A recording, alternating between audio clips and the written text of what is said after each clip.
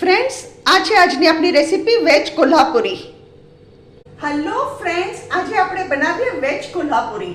આ છે ને એકવાર મેં ઓલરેડી રેસીપી મૂકી ચૂકી, પણ આજે હું બીજી મેથડથી બનાવું છું. હું છે ને અલગ અલગ વેજીટેબલ્સ અલગ અલગ રેસીપીથી બનાવવા કરું છું. તો આજે હું તમને સેકન્ડ મેથડ કોલ્હાપુરીને બતાડું છું.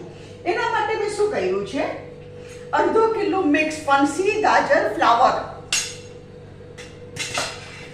એક બિગ સાઇઝ ટમેટો અને 1 મીડિયમ સાઇઝ અનિયન આવી રીતે પીસીસ કરેલા, 2 ગ્રીન ચીલીઝ ની સ્લિટ્સ અને 5 ફ્લેક્સ ગાર્લિક ની આવી રીતે પીસીસ, લસણ ની પીસીસ. બીજું મેં શું કર્યું છે, આ છે કોલ્હાપુરી મસાલો જે હું રેડીમેડ લઈ આવી છું. આમાં મેં હળદર અને લાલ મરચું નાખેલું છે. અહીંયા મેં 2 ટેબલસ્પૂન ઓઇલ ગરમ કરવા મૂક્યું છે. હવે આપણે શું કરવાનું, આમાં વેજીટેબલ્સ બધા નાખી દઈએ. આમાં ધાણા જીરું બી નાખ્યું છે કોલ્હાપુરી મસાલામાં. આપણે આ વેજીટેબલ્સ આમાં નાખી દેવાના. આ બહુ સરસ બને, તમારે રેસ્ટોરન્ટમાં જવાની જરૂર બી નહીં પડે. તમે એકવાર જરૂરથી ટ્રાય કરજો. ઓલું મને છે ને મારા ખ્યાલ સુધી ઇન્સ્ટન્ટ મૂકેલું છે કુકરનું, અને આ છે ને જરા વાર લાગે પણ બહુ સરસ બને છે. બે સરસ બને છે, but this is a different method.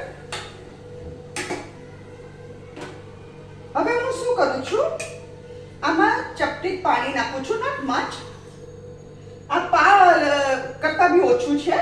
તમે સમજો એક નાની વાડકી પાણી નાખ્યું. હવે હું આને કવર કરું છું અને આને ધીમા તાપે, નહીં sorry I am very sorry, absolutely sorry. આમાં સોલ્ટ નાખવાનું, સોલ્ટ નાખતા ભૂલી ગઈ. ઓકે, આમાં આપણે સોલ્ટ નાખી દઈએ વેજીટેબલનું. હવે આપણે એને એકવાર મિક્સ કરીએ, કારણ કે સોલ્ટ નાખવાથી શું થાય, વેજીટેબલ્સ જલ્દી ચડી જાય અને એમાં ફ્લેવર બી ઉતરે સોલ્ટનો.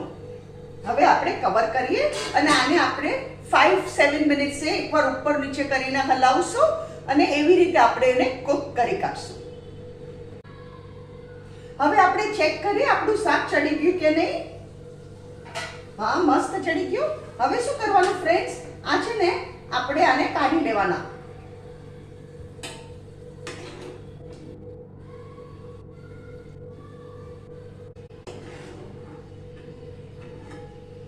બધું આવી રીતે નિતારીને કાઢી લેવાનું, જરાય રેવું ન જોવે આપણે. હવે ફ્રેન્ડ્સ શું કરવાનું, આ આપણા ફણસી, ગાજર ને ફ્લાવર, આ કાંદો પેલા નાખીએ આપણે. આમાં કાંદો નાખીએ. અહીંયા ગેસ ફાસ્ટ કરું છું.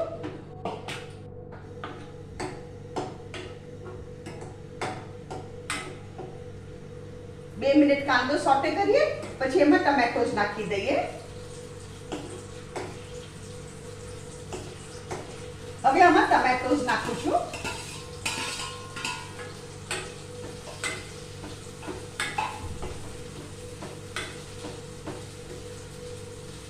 અને ચપટીક મીઠું નાખીએ.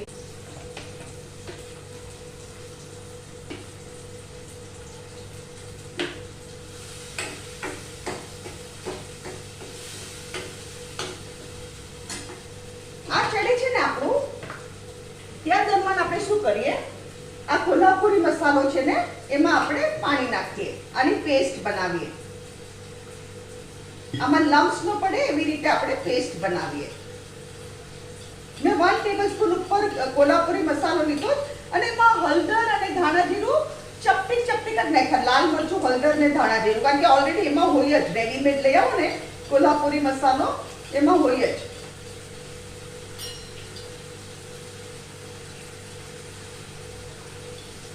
આ મેં હાફ વાટકી પાણી નાખ્યું છે કોલ્હાપુરી મસાલામાં.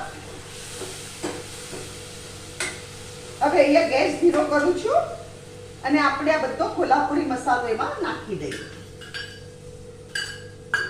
બરાબર એને સોટે કરીએ.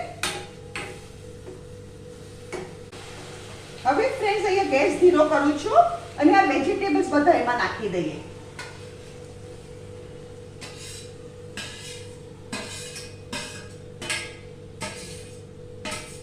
વેજીટેબલ્સ એમાં નાખી દીધા. એને એકવાર આપણે સ્ટર કરી લઈએ બરાબર રીતે.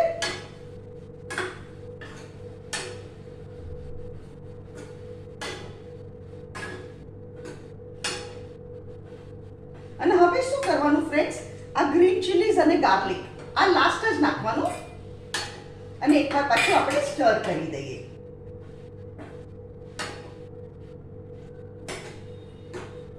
વેરી ડિલિશિયસ, મસ્ત આપણું બની ગયું. હવે અહીંયા હું શું કરું છું, 2 મિનિટ માટે આને કવર કરીએ. 2 મિનિટ માટે આપણે કવર કરીએ. મિનિટ થઈ ગઈ, આપણે જોઈએ.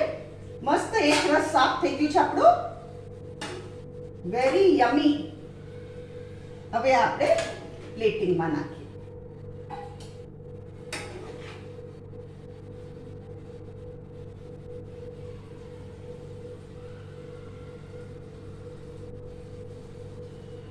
અહીંયા હું ગેસ બંધ કરું છું. ફ્રેન્ડ્સ, આ છે આજની આપણી રેસીપી વેજ કોલ્હાપુરી. અગર તમને મારી રેસીપી પસંદ આવે તો કમેન્ટમાં જરૂરથી લખો.